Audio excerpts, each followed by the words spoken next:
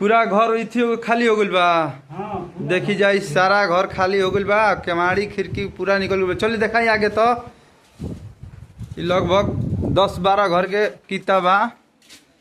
अभी पानी में विलीन होकर जा रहल बा। देखी जाई ई घर सारा आधा कट गइल बा। एने से कब ई पानी में चल जाई कोनो ठीक नहीं। देखिए बहुत बढ़िया बढ़िया चीज रहा।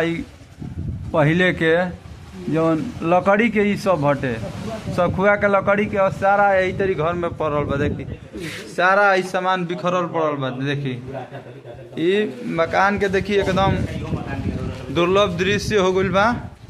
जे भी भाई वीडियो के देखता चक्की नौरंगा कटान पे ई घर बा। इहे कनी के ई घर ह।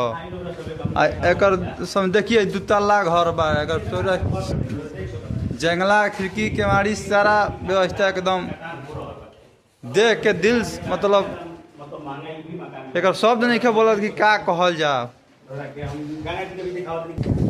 ये दृश्य काल के देखिए दीवार फाट गइल बेटे। ई काल के रात में मतलब आज के रात में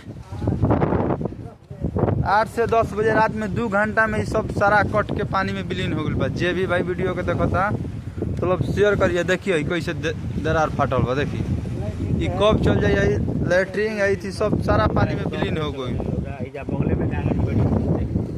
देखिए लकड़ी जौन सखुआ के रहा जौन सारा पानी में बिखर गइल बा। जे भी भाई वीडियो के देखता एकदम शेयर करिए। आई देखी कहाँ जाए वाली भी तो दरार फाटी गइल बा। देखिए दरार फाटी गइल बा। ई कब चल जाई कोनो ठीक नहीं है। ई मतलब लोग कहत लगी गंगा जी अब छोड़ दिले बड़ी बाकी मतलब दर्दनाक दृश्य हो गइल बा। बहुत दुख के साथ बतावे के पड़ता है मकान के दृश्य मतलब देखी जा का हो गइल बा। ई कब पानी में चल जाई कोनो ठीक नहीं के। जे भी भाई वीडियो के देखता एकदम शेयर करी जा।